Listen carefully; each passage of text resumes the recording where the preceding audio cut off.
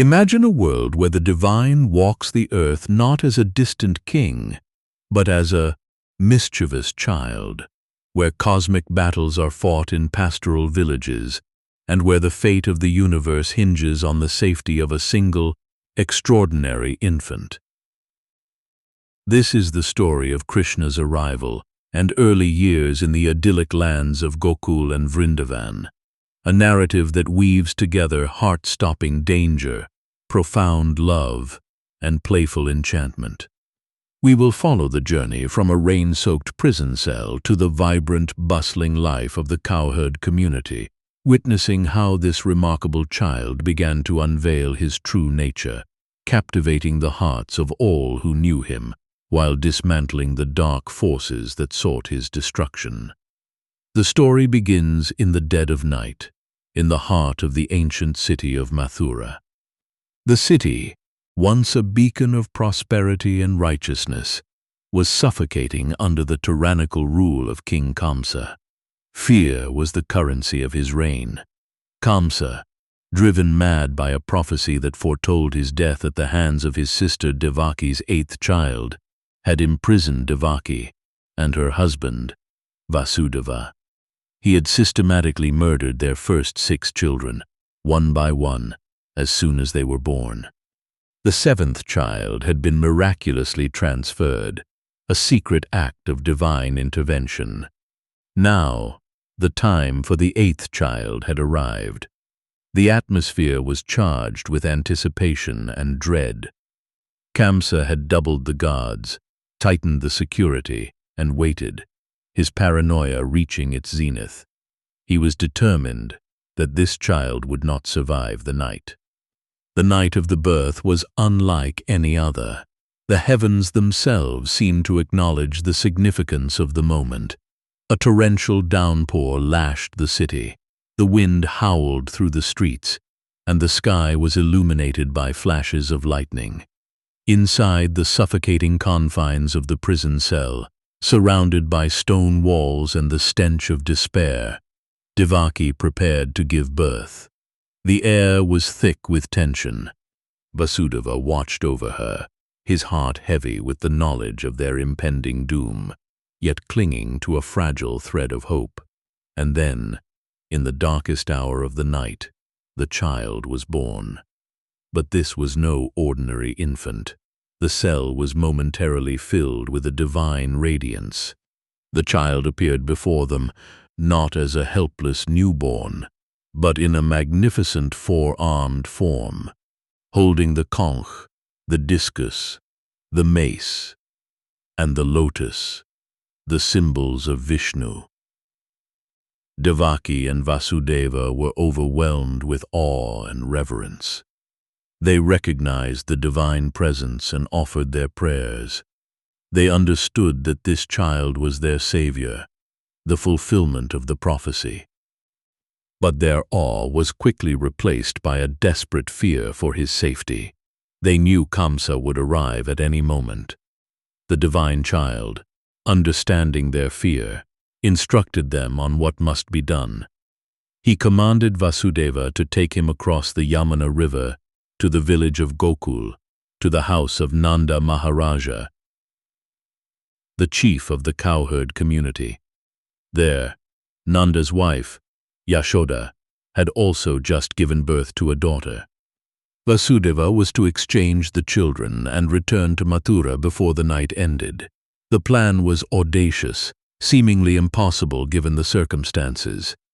The child then withdrew his divine form, transforming into an ordinary, albeit exceptionally beautiful, infant. At that exact moment, a miraculous sequence of events unfolded. The guards stationed outside the cell fell into a deep, unnatural slumber. The heavy iron shackles that bound Vasudeva's hands and feet sprang open. The massive prison doors, locked and bolted, swung open silently. It was as if the universe itself was conspiring to ensure the child's safety.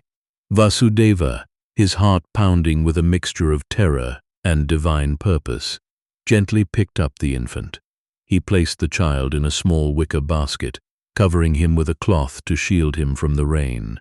He stepped out of the cell, moving silently through the corridors of the prison, past the sleeping guards.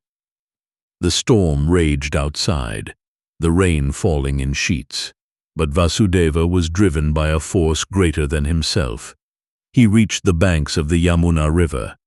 The river was in full spate, swollen by the relentless rain, the currents treacherous and impassable. The water churned violently, a seemingly insurmountable obstacle. Vasudeva hesitated, realizing the impossibility of crossing. But as he stepped into the raging waters, another miracle occurred. The river, recognizing the divine passenger, parted its waters, creating a clear path for Vasudeva to walk through. The rain continued to pour down, threatening to flood the basket. At that moment, Ananta Shesha, the thousand-headed serpent, the eternal companion of Vishnu, appeared. He spread his massive hoods over the basket, shielding the infant from the relentless downpour, a divine umbrella protecting the savior of the universe. The imagery was stark and powerful: the dark night, the raging storm, the parted river, and the celestial serpent guarding the divine child. Vasudeva crossed the river, his footsteps guided by an unseen hand. He reached the other side, the land of Gokul.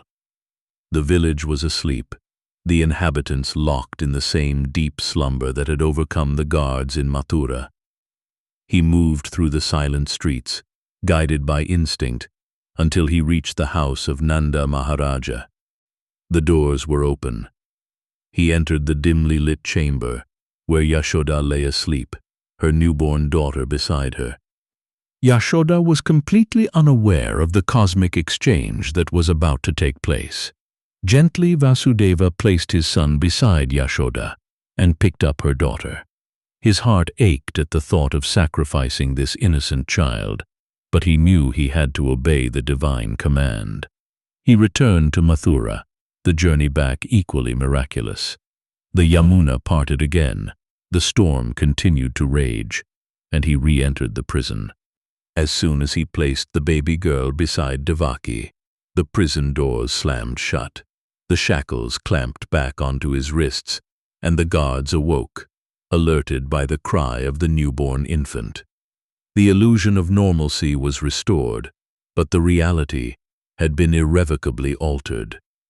The savior was safe, hidden among the simple cowherds of Gokul. The news of the birth reached Kamsa immediately. He rushed to the prison, his eyes blazing with fury, determined to eliminate the threat once and for all. Devaki pleaded with him, arguing that the prophecy spoke of a son, not a daughter. But Kamsa, driven by paranoia, refused to listen. He snatched the infant from her arms and dashed her against the stone wall. But this child was no ordinary infant either. As she struck the wall, she did not die. Instead, she transformed into the magnificent form of Yogamaya, the divine illusory energy. She ascended to the heavens, her voice echoing through the prison, mocking Kamsa. She told him that the child destined to kill him had already been born and was safe elsewhere. She warned him that his days were numbered and that his tyranny would soon end. Kamsa was stunned, his confidence shaken. He realized he had been tricked. His fear intensified, morphing into a desperate rage. He ordered the release of Devaki and Vasudeva, feigning remorse, but his mind was already plotting his next move. He summoned his most trusted advisors and demons, issuing a chilling order to kill every newborn child in the surrounding areas, a systematic genocide aimed at eliminating the prophesied savior. The stage was set for a cosmic battle between the forces of darkness and the divine child hidden in the idyllic setting of Gokul. In Gokul, the morning after the storm brought an atmosphere of pure joy and celebration. Nanda Maharaja and Yashoda awoke to find a beautiful baby boy beside them.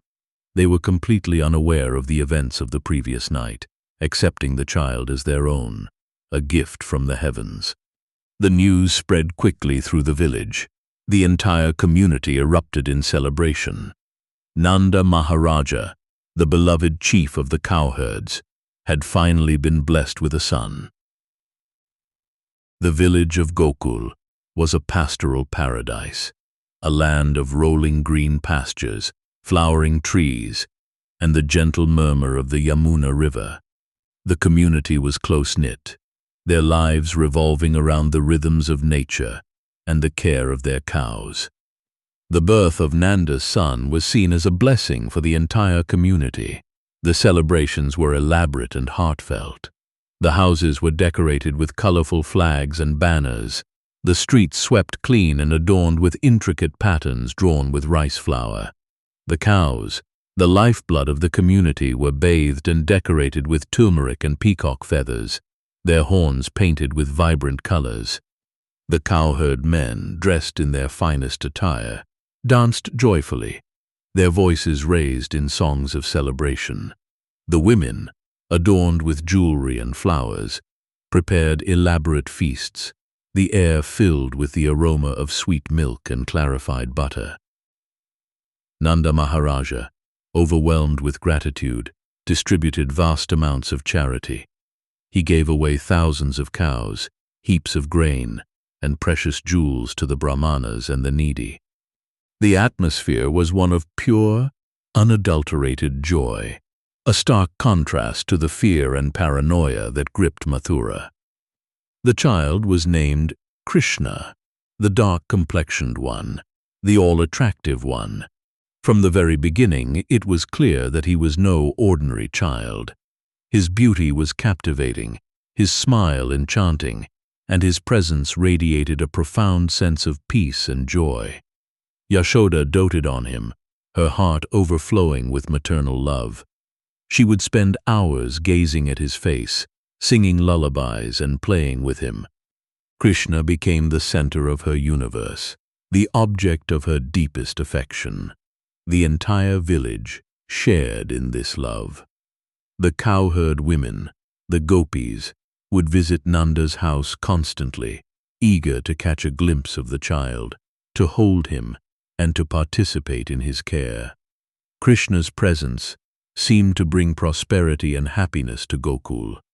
The cows produced more milk, the harvests were plentiful, and the atmosphere was filled with a sense of divine grace. But this idyllic peace was soon shattered. Kamsa's reign of terror had begun.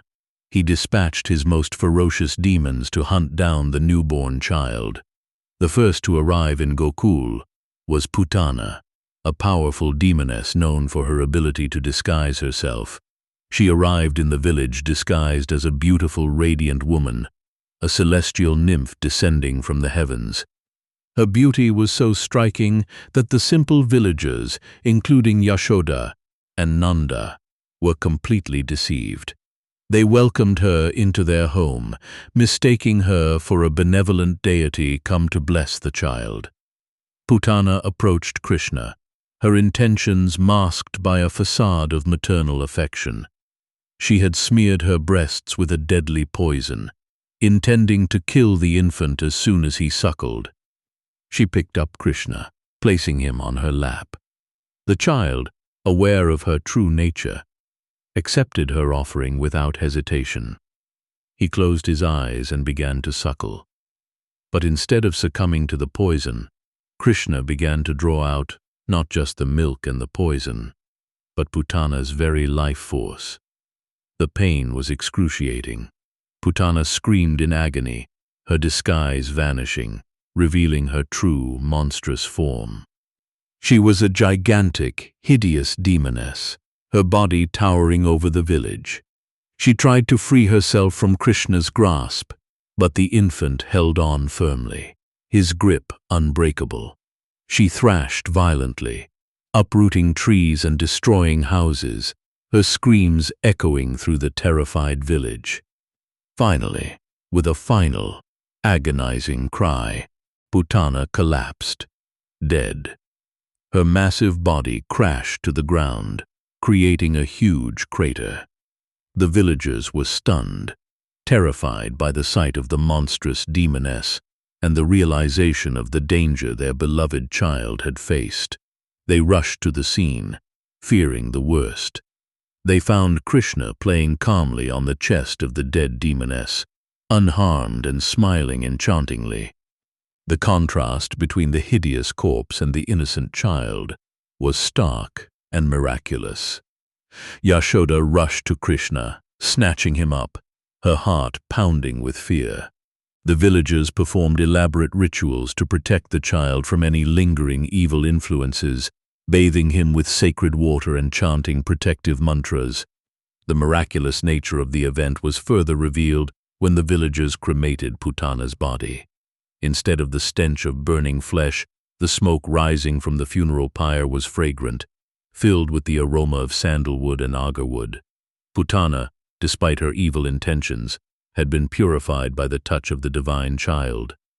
By offering her milk, even with murderous intent, she had inadvertently performed an act of maternal service, earning her liberation. The incident solidified the villagers' belief in the extraordinary nature of their child, though they still perceived him through the lens of parental affection, unable to comprehend his true divine nature. The days passed in a blissful haze of maternal love and childish mischief. Krishna grew stronger and more active. He began to crawl, his movements quick and graceful. He would explore every corner of the house, his curiosity boundless. Yashoda and the gopis watched over him constantly, enchanted by his playful antics. One day, Krishna was lying under a handcart filled with pots of milk and butter. He was hungry and began to cry, kicking his legs impatiently. His tiny feet struck the wheel of the cart. The impact, though seemingly insignificant, was enough to overturn the massive cart. The cart crashed to the ground with a deafening sound, the pots shattering, the milk and butter spilling everywhere. The villagers rushed to the scene, alarmed by the noise. They found the cart overturned, and Krishna lying nearby, seemingly unharmed. They were baffled by how the cart could have overturned on its own. Some of the older children, who had witnessed the event, tried to explain that Krishna had kicked the cart, but the adults dismissed their claims, unable to believe that an infant could possess such strength. They attributed the incident to some unseen force, perhaps another demon or an ill omen. Yashoda quickly picked up Krishna, performing rituals to ensure his safety. The incident was, in fact, the work of Shakatasura, a demon who had possessed the cart, intending to crush the child. Krishna, with a simple kick, had eliminated the threat, another demonstration of his divine power concealed within the facade of childish play. Another day, Kamsa dispatched Trinavata, the whirlwind demon. Trinavata arrived in Gokul in the form of a massive tornado, the wind howling violently, the sky darkened by swirling dust and debris. He swept through the village, his target fixed on the divine child. Yashoda was holding Krishna in her lap when the whirlwind struck. The force of the wind was so strong that she was momentarily blinded by the dust. Trinavata seized the opportunity, snatching Krishna from her arms and carrying him high into the sky. The whirlwind ascended rapidly, intending to kill the child by dropping him from a great height. Yashoda, realizing that Krishna was gone, screamed in terror. The villagers rushed out, their hearts filled with fear, searching desperately for the child. But Krishna, high above the ground, was unfazed. He began to increase his weight, becoming heavier and heavier. Trinavata, unable to support the immense weight, found himself paralyzed. Krishna then gripped the demon's neck, his tiny hands exerting an unbearable pressure. The whirlwind dissipated, the wind ceased, and Trinavata, his life force extinguished, crashed to the ground, dead.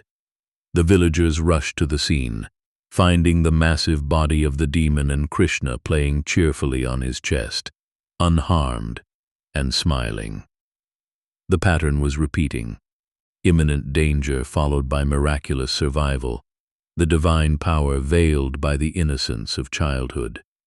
Despite these repeated demonstrations of extraordinary power, the villagers of Gokul, blinded by their deep affection for Krishna, continued to perceive him as their beloved child, vulnerable and in need of protection.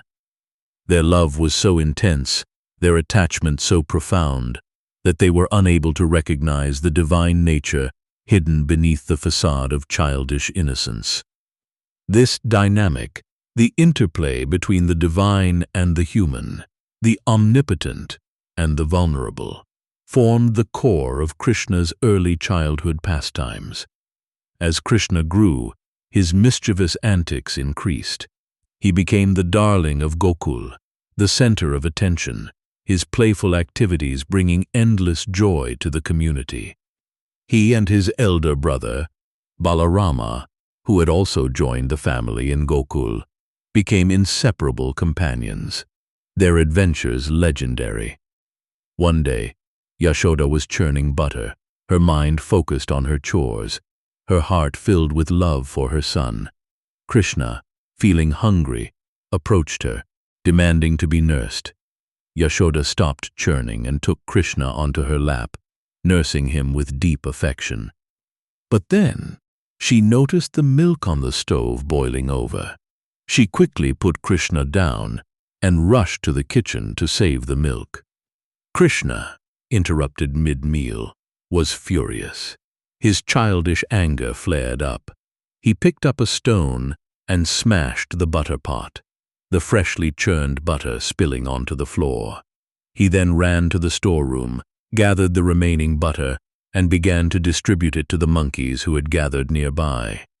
Yashoda, returning from the kitchen, found the broken pot and the spilled butter. She followed the trail of buttery footprints, leading her to the storeroom. She found Krishna standing on a grinding mortar, reaching up to the pots of butter hanging from the ceiling, feeding the monkeys. Yashoda, though amused by his ingenuity, decided to punish him for his mischief. She picked up a stick and approached him stealthily. Krishna, seeing his mother approaching with a stick, became frightened. He jumped down from the mortar and ran away, pretending to be terrified. Yashoda chased him, her movements hampered by her maternal affection. The scene was both comical and profound. The supreme being, the controller of the universe, running in fear from his devoted mother. Finally, Yashoda caught him. Krishna was crying, his eyes filled with tears, his body trembling. Yashoda, seeing his fear, dropped the stick. She decided to tie him to the grinding mortar, not as a punishment, but to prevent him from getting into further mischief. She fetched a rope and tried to tie him around the waist, but miraculously, the rope was too short by the width of 2 fingers. She added more rope, but it was still too short. She gathered all the ropes in the house, tying them together, but no matter how much rope she used, it remained 2 fingers too short. The gopis gathered around, watching the spectacle, amused and baffled. Yashoda was exhausted, sweating profusely, but determined to tie him up. Krishna, seeing his mother's exhaustion and her unwavering determination, finally allowed himself to be bound. He accepted her love, demonstrating that the divine can be conquered not by power or austerity, but by pure, selfless devotion. Yashoda returned to her chores, leaving Krishna tied to the mortar. Krishna, looking around, noticed 2 tall Arjuna trees standing nearby. He recognized these trees as the cursed sons of Kubera, the treasurer of the demigods. They had been cursed by the sage Narada to stand as trees for centuries due to their arrogance and disrespect. Krishna decided to liberate them. He began to crawl, dragging the heavy wooden mortar behind him. He moved toward the trees, the mortar getting stuck between them. He pulled the rope with all his might. The force was immense. The massive trees shuddered violently, their roots uprooted, and crashed to the ground with a deafening sound. The sound was so loud that it shook the entire village. The villagers rushed to the scene, terrified, fearing another disaster. They found the two massive trees fallen, and Krishna standing between them, tied to the mortar, smiling innocently. They were stunned by the magnitude of the destruction, and baffled by how the child could have accomplished such a feat. Nanda Maharaja quickly untied Krishna, taking him onto his lap, relieved to find him unharmed. The villagers attributed the incident to some supernatural force, unable to comprehend the divine power concealed within the child. From the fallen trees emerged two radiant beings, the liberated sons of Kubera. They bowed before Krishna, offering their prayers, their hearts purified by his grace. They then ascended to the heavens, their curse finally broken. These incidents, repeated demonstrations of extraordinary power and divine intervention, began to worry the elders of Gokul. They felt that the village was plagued by demons and ill omens, threatening the safety of their beloved child. They decided to move from Gokul to a more auspicious location, a place where they could live in peace and security. They chose Vrindavan, a lush, verdant forest located nearby, a land of unparalleled natural beauty. Vrindavan was a paradise on earth, a place where the seasons eternally danced in harmony, the air filled with the fragrance of blooming flowers and the melodious songs of birds. The entire community prepared for the migration. The carts were loaded with their belongings, the cows gathered, and the procession began. The journey to Vrindavan was slow and joyous, the villagers singing and dancing, their hearts filled with anticipation. They arrived in Vrindavan, establishing their new settlement on the banks of the Yamuna River, at the foot of the Govardhan Hill. The landscape was breathtakingly beautiful. The forest was dense and green, filled with flowering trees, creepers, and groves of tulasi plants. The Yamuna River flowed gently, its waters clear and sweet. The Govardhan Hill stood majestically, its slopes covered with lush vegetation and sparkling waterfalls. The atmosphere was serene and peaceful, radiating a spiritual energy that captivated the hearts of the villagers. In Vrindavan, Krishna and Balarama grew into young boys. They were entrusted with the care of the calves, their days spent roaming the forests and pastures, playing with their friends, the cowherd boys. Their life was idyllic, a perfect blend of work and play, lived in the embrace of nature. They would wake up early in the morning, the air cool and fresh, and gather their calves. They would venture into the forest, their flute music echoing through the trees, their laughter ringing through the clearings. They would play various games, imitating the sounds of birds and animals, wrestling, and exploring the hidden corners of the forest. Their adventures were filled with joy and excitement, their bond with nature deep and profound. But the shadow of Kamsa's tyranny still loomed over them. The demons continued to arrive in Vrindavan, seeking to destroy the divine child. One day, Krishna and Balarama were playing on the banks of the Yamuna River when a demon named Vatsasura appeared, disguised as a calf. He mingled with the other calves, intending to attack Krishna when the opportunity arose. Krishna, aware of the demon's presence, signaled to Balarama. He approached the demon calf stealthily, grabbing him by the hind legs. He whirled the calf around vigorously, the force immense, until the demon's life force was extinguished. He then threw the lifeless body of the demon into a nearby tree. The cowherd boys watched in amazement, cheering Krishna's extraordinary strength. Another day, the cowherd boys were thirsty and approached a large lake in the forest. As they prepared to drink the water, a gigantic crane appeared. This was Bakasura, another demon sent by Kamsa. The crane was massive, its beak sharp and menacing. It rushed toward Krishna and swallowed him whole. The cowherd boys screamed in terror, fearing the worst. But inside the crane's throat, Krishna began to radiate an intense heat, burning the demon from within. The pain was unbearable. Bakasura vomited Krishna out, unharmed. Furious, the demon attacked Krishna again, trying to pierce him with its beak. Krishna, with lightning speed, grabbed the two halves of the beak and tore them apart, splitting the demon in two. The crane collapsed, dead. The heavens rejoiced, showering flowers on Krishna, celebrating the victory of good over evil. The demons continued to arrive, each one more ferocious than the last. One afternoon, as the boys rested in the shade of a large tree, a massive python appeared. This was Aghasura, the younger brother of Putana and Bakasura, seeking revenge for the death of his siblings. The python was gigantic, its body stretching for miles, its mouth wide open, resembling a mountain cave. The cowherd boys, mistaking the python's mouth for a real cave, entered it playfully, unaware of the danger. They walked deeper into the darkness, intrigued by the strange smell and the warm air. Krishna, realizing the danger, hesitated. He knew that this was Aghasura, the embodiment of sin and impurity. He decided to save his friends. He entered the python's mouth. Aghasura, recognizing Krishna, closed his mouth, trapping the boys inside. The darkness was absolute, the air suffocating.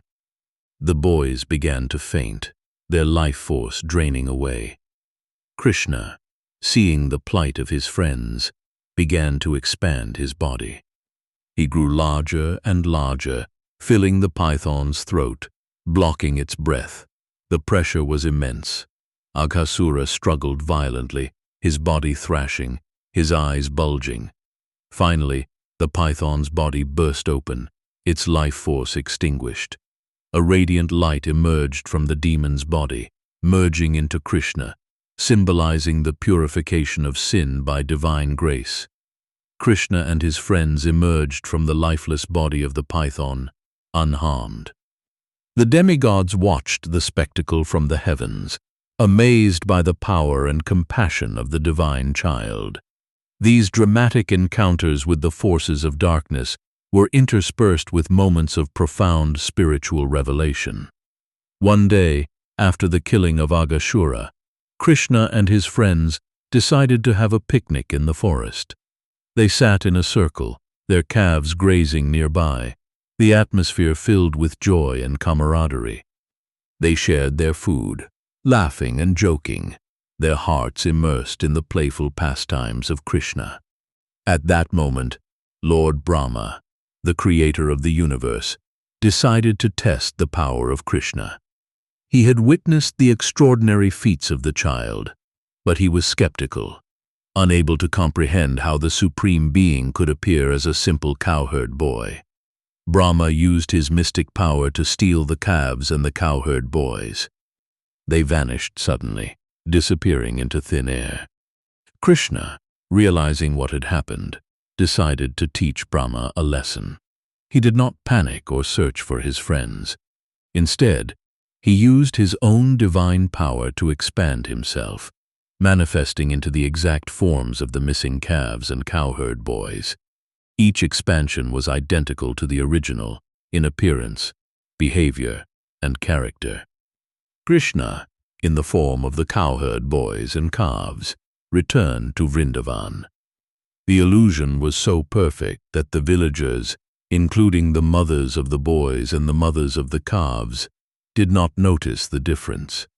They welcomed their children and calves back home, their hearts filled with the same maternal affection. In fact, their love seemed to intensify, their attachment growing deeper. They felt an inexplicable pull toward these expansions of Krishna, a profound sense of joy and contentment. The life in Vrindavan continued as usual, the days filled with the same rhythms of work and play. Krishna, in multiple forms, sustained the illusion for a full year, demonstrating his omnipotence and his ability to fulfill the desires of his devotees. Brahma, observing the situation from his celestial abode, was baffled. He returned to Vrindavan after a year, expecting to find the village mourning the loss of their children and calves. Instead, he found the village thriving, the life continuing as usual. He saw the calves and the cowherd boys playing with Krishna, the scene identical to the one he had interrupted a year ago. He was confused, unable to distinguish between the originals and the expansions. As he watched, bewildered, the expansions of Krishna transformed into the four-armed forms of Vishnu, each one radiating a divine effulgence, adorned with celestial ornaments and weapons. Brahma realized his mistake. He recognized the supreme power of Krishna, the source of all creation, the ultimate reality, disguised as a simple cowherd boy. Brahma, humbled and ashamed, bowed before Krishna, offering his prayers. He acknowledged his ignorance and arrogance, seeking forgiveness for his offense. He praised Krishna's inconceivable power and his infinite compassion. Krishna, with a benevolent smile, withdrew his expansions and restored the original calves and cowherd boys. They reappeared as if waking from a long sleep, completely unaware of what had transpired. The year had passed in an instant for them. They resumed their picnic, their hearts immersed in the playful pastimes of Krishna. The incident revealed the profound truth that Krishna is the source of all existence, the ultimate reality underlying the apparent diversity of the universe. As Krishna grew older, he was entrusted with the care of the cows, a significant milestone in the life of a cowherd boy. His connection with the cows was deep and profound. He knew each cow by name, calling them with the sound of his flute. The cows responded to his call, their hearts filled with love, their milk flowing freely. Krishna's flute music became the soundtrack of Vrindavan, a melody that enchanted the hearts of all living beings.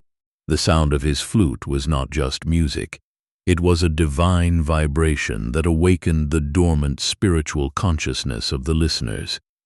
The gopis, the cowherd women of Vrindavan, were particularly captivated by the sound of Krishna's flute. Their love for Krishna was the purest form of devotion, a selfless love untainted by any desire for personal gain. They saw Krishna not just as a handsome young boy, but as the ultimate object of their love, the center of their existence. When Krishna played his flute, the gopis would stop whatever they were doing, their minds completely absorbed in the sound. They would rush to the forest, drawn by the irresistible pull of the music, eager to catch a glimpse of their beloved Krishna. The life in Vrindavan was idyllic, but the forest was not without its dangers. One summer, a massive forest fire broke out, the flames spreading rapidly, engulfing the trees and threatening the lives of the cows and the cowherd boys. The heat was intense, the smoke suffocating. The boys panicked, their hearts filled with fear. They turned to Krishna for protection, their faith in him unwavering. Krishna, seeing the plight of his friends, asked them to close their eyes. They obeyed immediately, their trust in him absolute. Krishna then swallowed the entire forest fire, absorbing the flames into his body. When the boys opened their eyes, they found themselves back in the shade of the banyan tree, where they had been resting, the fire completely gone, the forest restored to its original beauty. They were amazed by the miracle, their love for Krishna deepening. Another danger lurked in the waters of the Yamuna River. A massive, venomous serpent named Kaliya had taken residence in a deep pool in the river, poisoning the water with his deadly venom. The water turned black and toxic, the fumes rising from the surface, killing the birds and animals that came near the pool. The villagers were terrified, their access to the river restricted, their lives disrupted. Krishna decided to eliminate the threat and purify the river. One day, Krishna climbed a large kadamba tree on the banks of the river and jumped into the poisoned pool. The impact created a huge splash, the water churning violently. Kaliya, enraged by the intrusion, emerged from the depths of the pool. He was a terrifying sight, a massive serpent with 100 hoods, his eyes blazing with fury, his breath spewing venom. He attacked Krishna, wrapping his massive coils around the child's body, intending to crush him. The villagers gathered on the banks of the river, watching the spectacle with bated breath, their hearts filled with fear. Yashoda fainted, unable to bear the sight of her beloved son, trapped in the coils of the serpent. Krishna remained calm, allowing the serpent to exhaust its strength. Then, he began to expand his body, the pressure immense. Kaliya, unable to withstand the pressure, released his grip. Krishna then jumped onto the serpent's hoods. He began to dance on the hoods, his movements graceful and rhythmic, his ankle bells jingling melodiously. The dance was mesmerizing, a display of divine artistry and power. With each step, Krishna crushed the serpent's hoods, the impact intense. Kaliya, defeated and humbled, began to vomit blood, his strength draining away. The wives of Kaliya, the Nagapatnis, emerged from the pool, their hearts filled with devotion. They bowed before Krishna, offering their prayers. They acknowledged his supreme power and pleaded for mercy for their husband. They recognized that Krishna's punishment was actually a blessing, purifying Kaliya of his sins. Krishna, pleased by their devotion, spared Kaliya's life. He ordered the serpent to leave the Yamuna river and move to the ocean, assuring him that he would be protected from his enemy, Garuda, the eagle carrier of Vishnu. Kaliya, purified and humbled, obeyed the command, leaving the river with his family. The water of the Yamuna was restored to its original purity, the threat eliminated. The villagers rejoiced, celebrating the victory of Krishna, their faith in him reaffirmed. As the seasons turned, the time for the annual worship of Indra, the king of the demigods and the god of rain, arrived. The villagers of Vrindavan prepared for the elaborate sacrifice, gathering vast amounts of grain, milk, and butter. They believed that Indra was responsible for the rain that sustained their crops and their cows, and that their prosperity depended on his favor. Krishna, observing the preparations, decided to challenge this tradition. He wanted to teach the villagers the importance of dharma, the path of righteousness, and the futility of worshipping demigods for material gain. He approached Nanda Maharaja and the elders of the village, questioning the need for the sacrifice. He argued that the rain was not solely dependent on Indra's favor, but was a natural phenomenon governed by the laws of karma. He emphasized the importance of performing one's prescribed duties, caring for the cows and the land, rather than relying on external forces for prosperity. He proposed that instead of worshipping Indra, they should worship Govardhan Hill, the majestic hill that provided them with everything they needed, the lush pastures for the cows, the clear water from its springs, and the abundant fruits and herbs from its slopes. Govardhan Hill was the true source of their sustenance, a manifestation of the divine presence in their midst. The villagers were initially hesitant, fearing the wrath of Indra, but their faith in Krishna was absolute. They trusted his wisdom and accepted his proposal. They redirected their offerings from Indra to Govardhan Hill. They prepared elaborate feasts, mountains of rice, rivers of milk, and oceans of sweets. They circumambulated the hill, chanting hymns and offering their prayers. The atmosphere was filled with joy and devotion, a celebration of their connection with nature and the divine. Krishna, to further instill faith in the villagers, assumed a gigantic form, manifesting himself as the spirit of Govardhan Hill. He accepted their offerings, declaring that he was pleased with their devotion. The villagers were overwhelmed with awe, recognizing the divine presence in their midst. Indra, watching the events from his celestial abode, was furious. He felt insulted and humiliated by the audacity of the villagers and the arrogance of the young boy who had instigated them. He decided to punish them, to teach them a lesson they would never forget. He summoned the Samvartaka clouds, the clouds of destruction reserved for the annihilation of the universe.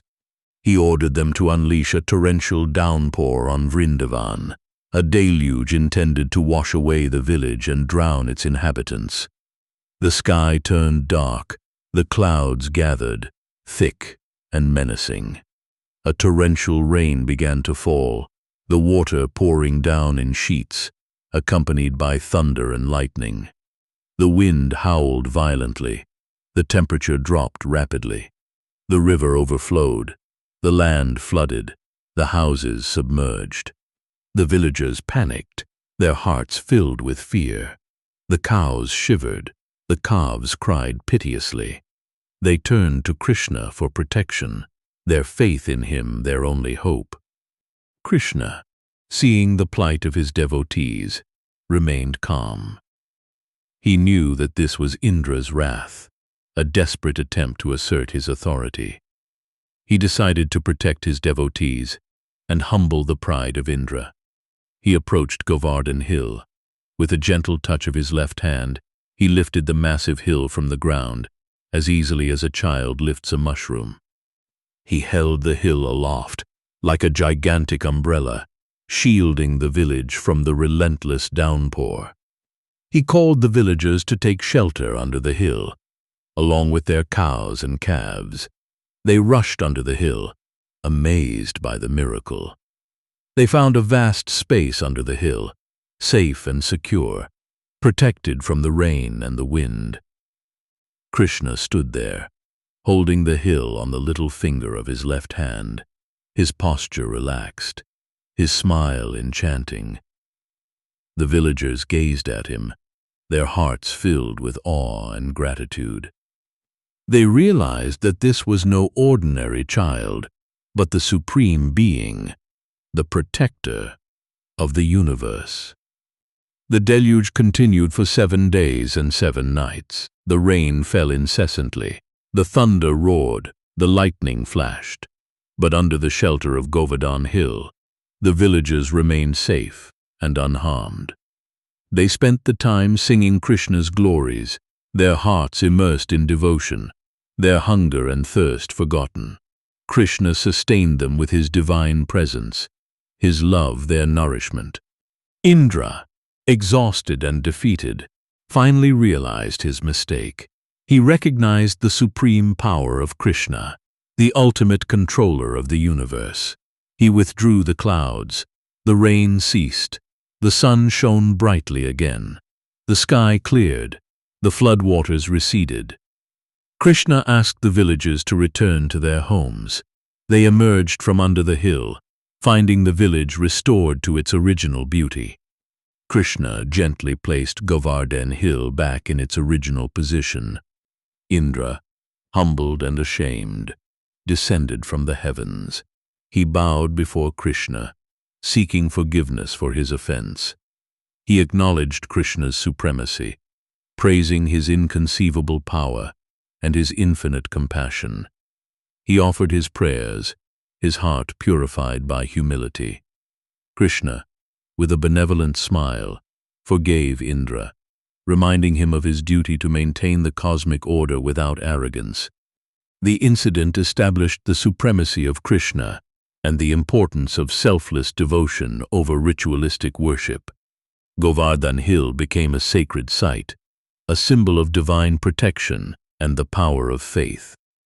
The beauty of Vrindavan reached its zenith in the autumn season. The air was cool and clear, the sky studded with stars, the moon shining brightly. The forest was filled with the fragrance of blooming jasmine and lilies. The atmosphere was enchanting, evoking a mood of romance and spiritual longing. Krishna, seeing the beauty of the autumn nights, decided to perform the Rasa Lila, the celestial dance of love, the culmination of his pastimes in Vrindavan. One full moon night, Krishna played his flute, the melody enchanting, the sound echoing through the forest. The music was a call to the gopis, a summons to join him in the celestial dance. The gopis, hearing the sound of the flute, felt an irresistible pull. Their hearts were captivated, their minds absorbed in the thought of Krishna. They abandoned their household chores, their families, their responsibilities, and rushed to the forest, drawn by the irresistible attraction of Krishna. They moved swiftly through the moonlit clearings, their hearts pounding with anticipation, their minds focused solely on their beloved Krishna. They reached the banks of the Yamuna River, where Krishna was waiting for them, his form radiant, his smile enchanting. The setting was perfect for the celestial dance. The sand was soft and white. The river flowed gently. The moonlight bathed the landscape in a silvery glow. The gopis gathered around Krishna, their eyes fixed on his face, their hearts overflowing with love. Krishna welcomed them, acknowledging their devotion and their sacrifice. But then, he decided to test their love, to ensure that their devotion was pure and selfless. He advised them to return to their homes, reminding them of their duties as wives and mothers. He argued that their place was with their families, not in the forest in the middle of the night. The gopis were stunned, their hearts broken by his words. They pleaded with him, expressing their deep love and their inability to live without him. They argued that he was the ultimate object of their love, the center of their existence, and that their devotion to him transcended all worldly obligations. Their love was not mundane lust, but a spiritual longing for union with the divine.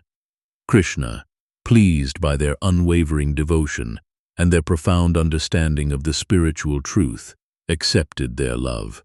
He agreed to dance with them, fulfilling their deepest desires. The Rasa Lila began. Krishna stood in the center, the gopis forming a circle around him. The music started, the rhythm slow and graceful.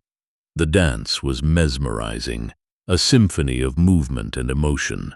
The gopis danced with Krishna, their movements synchronized, their hearts united in love. As the dance progressed, the gopis began to feel a sense of pride, a subtle arrogance arising from their good fortune. They felt that they were the most fortunate women in the universe, chosen by Krishna to participate in this celestial dance. Krishna, aware of their feelings, decided to humble their pride and deepen their love. He suddenly disappeared from their midst, leaving them alone in the forest. The gopis were devastated, their hearts broken by the separation. They searched for him desperately, their voices filled with anguish.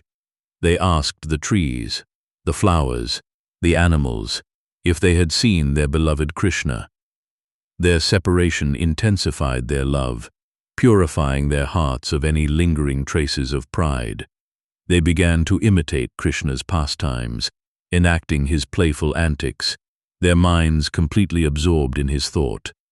Their longing for him reached its zenith, their hearts crying out for his return. Krishna, seeing their intense longing and their purified hearts, reappeared before them. The reunion was joyous, their hearts overflowing with love.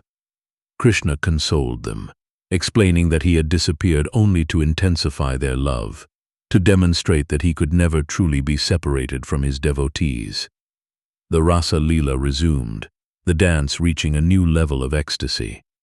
To fulfill the desire of each gopi to dance with him individually, Krishna expanded himself, manifesting into multiple forms. He stood beside each gopi, dancing with her simultaneously. Each gopi felt that Krishna was dancing with her alone, her experience unique and personal. The circle of the Rasa Leela expanded, a mesmerizing spectacle of divine love. The dance continued for a long time, the night seeming to stretch indefinitely. The demigods watched from the heavens, amazed by the display of divine love, showering flowers on the dancers. The Rasa Leela was not a mundane dance of lust, but a spiritual union of the individual soul with the Supreme Soul. It symbolized the highest form of devotion, the complete surrender of the self to the divine. It demonstrated that the path to liberation is not through austerity or intellectual speculation, but through pure, selfless love. The gopis of Vrindavan, through their unwavering devotion, attained the highest spiritual perfection. The childhood of Krishna in Vrindavan was a period of unparalleled enchantment, a time when the divine descended to the human realm, revealing the profound truths of the universe through playful pastimes. His life was a tapestry woven with threads of danger and deliverance, mischief and miracles, human affection and divine love. He captivated the hearts of the villagers, transforming their simple lives into a continuous celebration of the divine presence. The stories of Krishna's childhood are not just historical narratives. They are eternal truths, revealing the nature of reality and the path to spiritual liberation. They teach us the importance of Dharma, the power of faith, and the supremacy of love. They demonstrate that the divine is not a distant entity, but an intimate companion, accessible through pure devotion.